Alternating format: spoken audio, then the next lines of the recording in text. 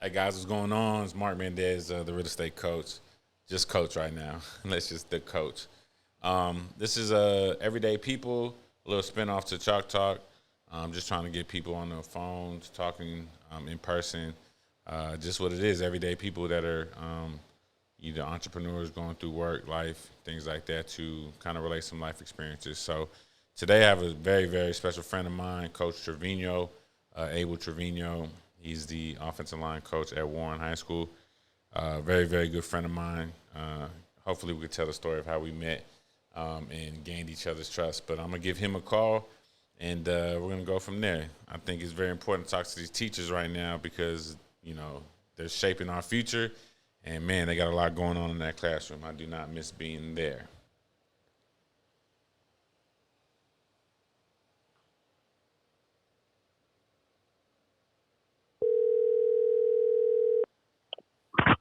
Yes, sir. Good morning, Coach. How you doing? Doing well. How are you? I'm doing good, thank you. You on the show, man. You on Everyday People. You live and in effect right now. So I heard you're drinking some coffee. Oh, now I'm setting up some cornhole boards. Oh, a cornhole board. Well, don't pull your back out, Coach. Don't don't hurt yourself. How you doing today? Doing well. Doing well. This Memorial Day 3-day weekend. Y'all got a bye week this upcoming week, correct? Yes, we do. So do you actually get today and tomorrow off? I get today and tomorrow off. Yeah. Hey, First time in 14 years. wow. So that's one of my first questions. How long you been in How long you been in teaching and coaching? 14 years. 14 years. What schools have you been at? Oh, my first tour was at Warren High School first time. Then I went to Bristol Middle School. Then I went to Rivera, Texas in the Valley. Then I came back to San Antonio at Taft High School. And then currently I'm at Warren High School. Okay. Okay. Now tell us about somebody's been to a state championship. Do you know anybody like that? Oh, well, I had the great opportunity to play in the best game ever in Texas high school football, but I also had a great opportunity to play with some great athletes. You know, to play at that level, you need to have great athletes, and I was fortunate enough to play on a team that had, two NFL players, 18 out of the 22 went to college to play ball, so I was fortunate enough to play on that team. You must have went to John Jay if you had all them athletes. Is that right? No, we went to the Velt, the Velt boys. The Velt boys, Roosevelt. Yeah, You know, I'm gonna let you make it on that one because we boys. So I'm gonna let you brag about your school. I ain't mad at you. So you talking about so Carlisle and actually, I'm talking about his older brothers. I played with his older brothers. oh Uh, really? yeah, Terrell Haynes, Robert Haynes. Terrell Haynes is our running back. His older brother. Robert Haynes is our strong safety. His older brother. Okay. Car- Carlisle didn't get there till we left. Okay. So So you old. My bad. Gotcha. So they owed to Coach, how has it been being back, man? We obviously got you on the show. You're a teacher and a coach, and I've been in that field, and I appreciate everything you do and you're doing right now for shaping young men and young ladies. How has it been coming back this year since COVID? I think for all of us, we're just happy to get some normalcy back. For the kids' sake. Because a lot of, whether they believe it or not, being locked up at home, don't have no, can't be social with their friends. It causes a lot of like mental health. Hmm. Some issues strengthen that because all they see is those four walls and themselves every day. Yeah. They can't interact with anybody, and life is life, and you need that social interaction with people. And it's just, I'm glad to see that we're back and all these kids can interact with their friends, have a good time, laugh and joke around with each other. Hmm. And they also miss that interaction with their teachers. Because whether people believe it or not, we're in this business, like you said earlier, you know, to make a difference in their lives. And if you can build that relationship with them students, I mean, uh, whether you believe it or not, the students love you back. Oh yeah, that's one of the very few things I miss about teaching and coaching is the relationship with the kids. Definitely the relationship with my O linemen. Yes. Man, that was the best one. So you the offensive line coach up there. What is it? What is it being like? What is it? Just I mean, we're both hogs, man. We played the Yeah. O line, and that's how we bonded. And I'll tell the story real quick, and then I'll let you take it over here about being an O lineman. Okay. Being a lineman is obviously trust, and I was just starting out at Zachary Middle School, and you were the O line coach at Taft, and I told you about this kid, and I was like, man, this kid's gonna be a dude. He's special, and I was like, he wants to play defense, but I'm pretty sure he's a guard, man. Like he's a guard if I've ever seen one. And you're like, are you sure? And I'm like, man, I'm positive, like for real. Like, all right, I'm gonna get him. And then this kid ended up starting 4 years on varsity as a freshman, sophomore, junior, and senior.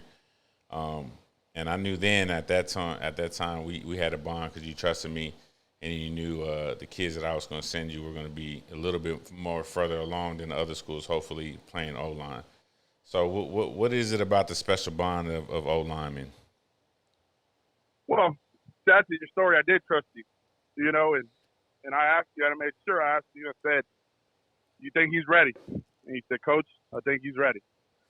So he never played it down in freshman football, ever. Played in his first JV game, okay? Played in that first JV game. You could see the look in the kid's eyes. You knew he had it. Mm-hmm. Second game of his high school career, he started in Laredo. Now, of course, as a parent, on the parent side of it, you're scared, you're worried because you have a 14-year-old kid playing against kids that are 18, turning 19. But it's just like anything. It's just like college. When you're a freshman in college, you're 18 going against a guy that's 22, 21. But you have to be able to trust your men. And that's what it is about O-line. You can look into their eyes. You can tell, A, do they got this, or B, they're afraid. Mm-hmm. There's no black it's all black or white. There's no gray. Yep. O-line is all about trust. It's all about trust because you got to depend on those 5 guys to protect your quarterback. And the quarterback has to trust you and not go up to the line and say, man, I'm going to get blown up this play. He has to trust his men. So when you coach O-line, and it's a special unit, because you have to put that into your O-lineman and say, okay, you need to be able to present it to where your quarterback trusts you. How is he going to trust you? And of course, repetition and everything else, but they have to be smart. And that you played the position. Yep. You got to be smart. Everything at O-line switches in front of you daily. So you just got to be able to handle everything they throw at you. And like you said, we build those relationships with 5 guys. Those 5 guys, the relationships will still be built 15, 20 years later. Yeah, I know we're having a barbecue today, right? So. Oh yeah. Oh yeah. Yeah, man. Yeah. I'm a big believer in the trust and the relationship. I think O-line is obviously we're overlooked. We're the big uglies up front, but like you said, you got to be smart. You got to know the game. You got to know the formation. You got to know your assignment. But then you have to have like a hand placement, feet placement. You know what I mean? Your head placement. Hips. People just don't realize how much work going to be an offensive lineman. Bunch of athletes just think it's easy to be running the ball and stuff like that, but that's all right. Hey, Coach, what do you think? Go ahead.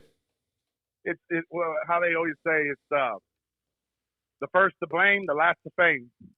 And you just can't take a kid and say, okay, he's going to go play O-line. Mm-hmm. Because at the end of the day, and I know, that kid has to have something in him. He has to be mean inside. He could be the nicest kid in the world in the classroom, but when he steps on that football field, he has to flip a switch where it's take no prisoners. Mm-hmm. Because only those kind of kids survive in the trenches. Absolutely. It's never. It's like I always said. There's no gray area. Either I'm going to win or you're going to win. That's it.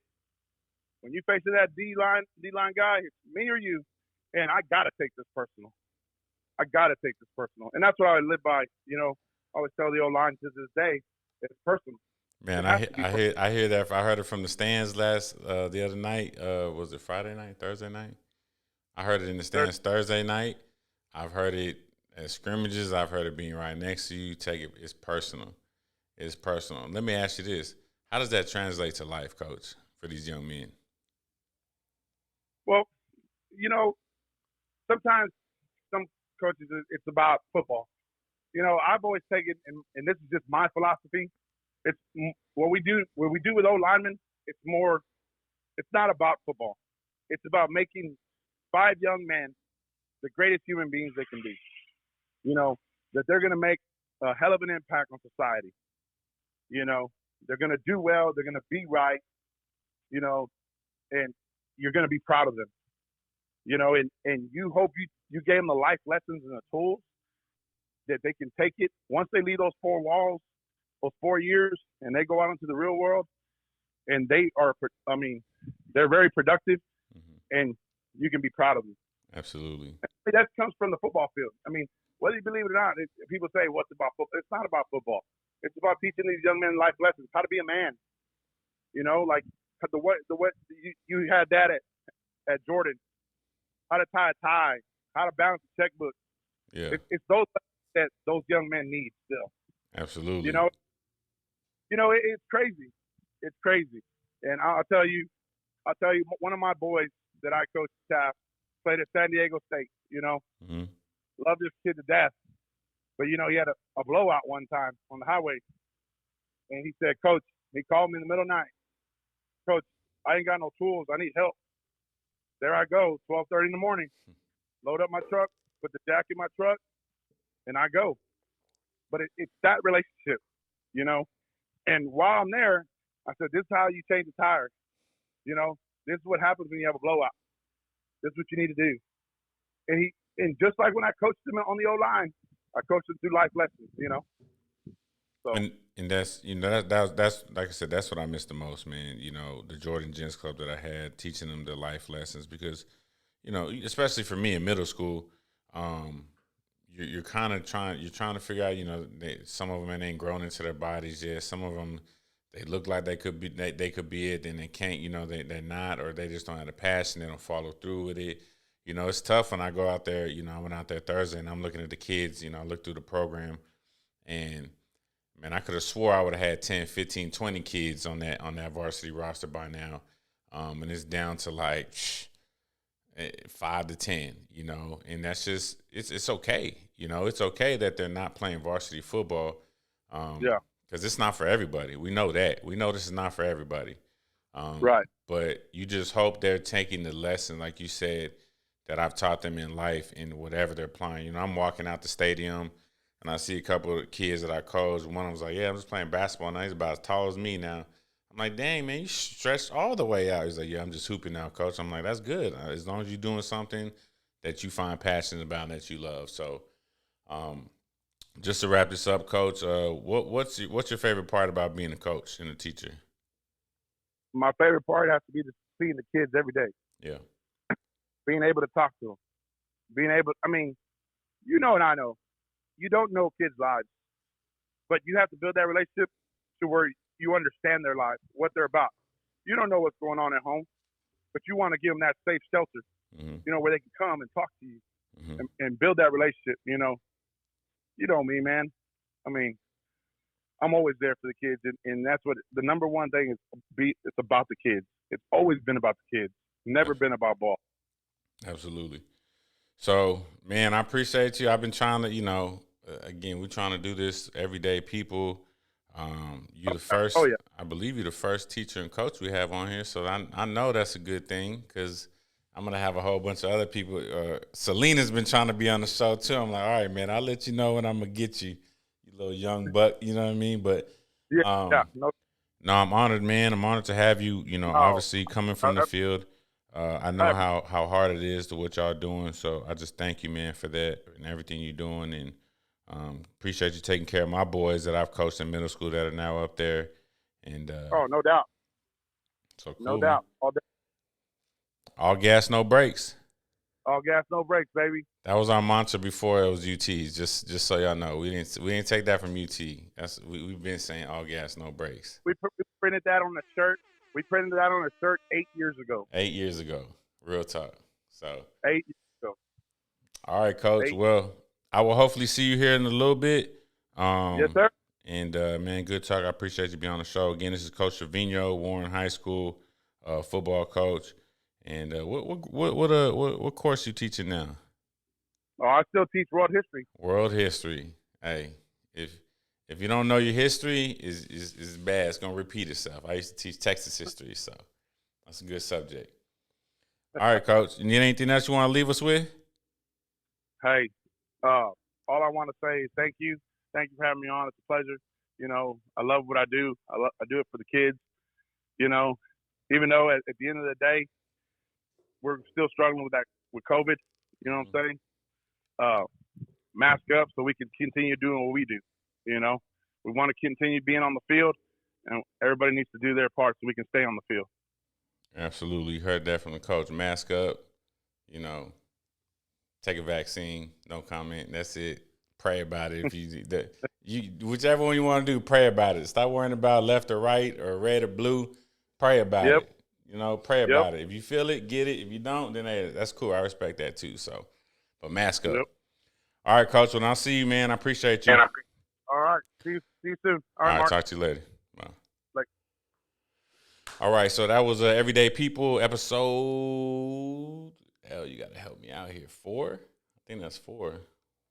5. We had Ben. Episode 5. We got episode 5. It'll be on the bottom of the thing. Coach Trevino from Warren High School, the O-line coach, one of my good friends. We started again coaching when I was at Zachary. He was at Taft. I went to Jordan. He went to Warren. Good people, man. Man's man. All gas, no brakes. So we appreciate you. All you teachers out there, stay safe, you know, in the classroom. Keep impacting those kids' lives. We appreciate everything y'all do. All right. Talk to y'all later.